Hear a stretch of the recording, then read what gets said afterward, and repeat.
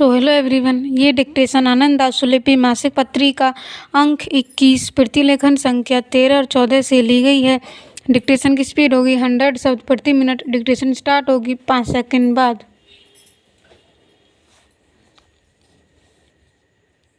Start. सभापति महोदय, यह समस्या विकसित देशों की ही नहीं बल्कि विकासशील एवं अविकसित देशों में भी व्यापक रूप से है। सामान्यतः यह समझा जाता है कि प्रदूषण मात्र औद्योगिक देशों की ही मुख्य समस्या है, लेकिन ऐसा नहीं है। भारत जैसे अल्प औद्योगिकीकृत देश को ही इसका सामना करना पड़ रहा है। जापान जैसे उद्योग प्रधान व पश्चिमी देश इस समस्या की विकरालता से हमसे अधिक परिचित हैं, इसलिए इसके हल के लिए वहाँ निरंतर प्रयास किए जा रहे हैं। उनकी तुलना में हमारे प्रयास बहुत ही कम हैं। सामान्यतः औद्योगिकीकृत देशों में प्रदूषण ही समस्या शहरों तक ही सीमित है, जबकि भारत में यह समस्या गांवों में भी विद्यमान है। गांवों एवं शहरों में पीने के पानी की अव्यवस्था, गंदी नालियाँ, बदबू के भभके, कूड़े के ढेरों, बच्चों व वयस्कों द्वारा स्वतंत्र रूप से मलमूत्र विसर्जन, अस्वास्थ्यप्रद स्थितियों में पकता भोजन, पसीने की गंध से सने कपड़े आदि औसत भारतीय गांव की भयानक तस्वीर खींचते हैं, जो निश्चय ही प्रदूषण की एक जीती जागती तस्वीर है। भारत में जल और वायु प्रदूषण की समस्या दिन प्रतिदिन विकराल रूप ग्रहण करती जा रही है। तीव्र गति से हो रही जनसंख्या वृद्धि तथा औद्योगिकरण ने जल प्रदूषण को और अधिक भयानक एवं गंभीर रूप प्रदान कर दिया है। भारत में गंगा नदी को धार्मिक व अन्य कारणों से पवित्र नदी के रूप में माना जाता है, लेकिन इस नदी में बढ़ते हुए प्रदूषण से सामान्य जन चिंतित हो उठा है। जल मनुष्य की प्राथमिक आवश्यकताओं में से एक है, जो सहज प्राप्य माना जाता है, जब तक कि उसकी उपलब्धि अभाव या प्रदूषण द्वारा दुष्कर नहीं हो जाती है।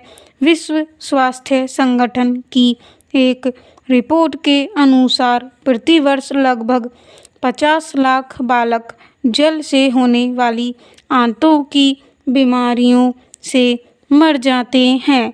इसी के एक अन्य प्रतिवेदन के अनुसार भारत की समस्त ग्रामीण जनता के केवल 9.7% भाग को सुरक्षित जल उपलब्ध है, और इसमें कोई संदेह नहीं है कि शेष ग्रामीण जनता को प्राप्त असुरक्षित जल बहुत सी बीमारियों के लिए उत्तरदायी है। इस जल प्रदूषण की समस्या से पूरे देश में ग्रामीण क्षेत्रों में प्रदूषित जल से नारू रोग उत्पन्न होता है, जिससे हजारों की संख्या में लोग पीड़ित होकर मर जाते हैं या सामान्य व्यक्ति की तरह जी नहीं पाते हैं।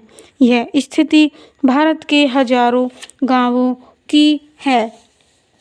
सभापति महोदय, जल स्वयं में एक पद्धति है जो मात्र जल ही नहीं अपितु समस्त जीवों को अपने आप में समाहित किए हुए है। जैसे मछली श्वसन के लिए जल से ऑक्सीजन प्राप्त करती है, यदि इस ऑक्सीजन की मांग बाह्य घटक करना प्रारंभ कर दें तो प्रदूषण आरंभ हो जाता है।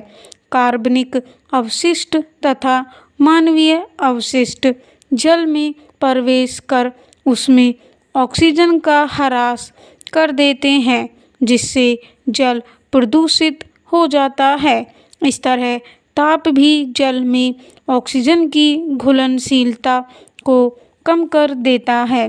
पेट्रोलियम शोधन कारखाने आदि द्वारा अपने अवशिष्ट ताप को नदियों और झीलों में छोड़ने के कारण जल में उपलब्ध ऑक्सीजन की मात्रा कम हो जाती है।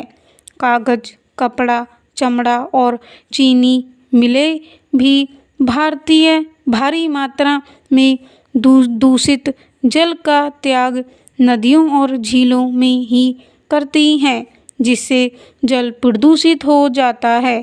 तापमान में यकायक परिवर्तन मछली के जीवन के लिए विनाशकारी सिद्ध होता है।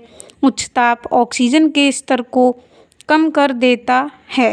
जल के गंधलेपन का कारण मिट्टी का बह जाना माना जाता है, लेकिन उसके लिए औद्योगिक प्रक्रिया भी उत्तरदायी है।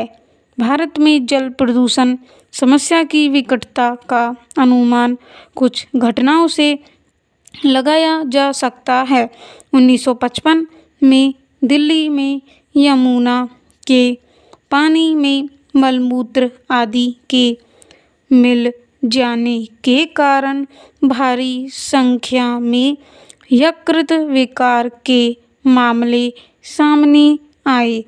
दिल्ली व अन्य शहरों में कच्ची बस्तियों में जल में मलमूत्र आदि मिले हुए होने के कारण गत वर्षों में सैकड़ों लोगों की मृत्यु हुई व अनेक बीमारियों के शिकार हुए हैं।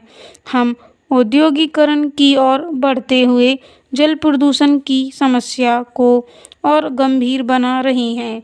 यदि इसे रोकने के पर्याप्त प्रयास नहीं किए गए तो यह आर्थिक विकास की नकारात्मक वृद्धि के रूप में परिलक्षित होगी। इसमें कोई संदेह नहीं है। भारत सरकार ने जल प्रदूषण की समस्या को हल करने के लिए कुछ प्रयास किए हैं। इनमें प्रमुख रूप से वातावरण नियोजन एवं समन्वय की राष्ट्रीय समिति का गठन है, जो वर्तमान जल प्रदूषण की समस्या की गंभीरता तथा भविष्य में स्थापित होने वाली औद्योगिक इकाइयों की स्थिति का निर्धारण करेगी।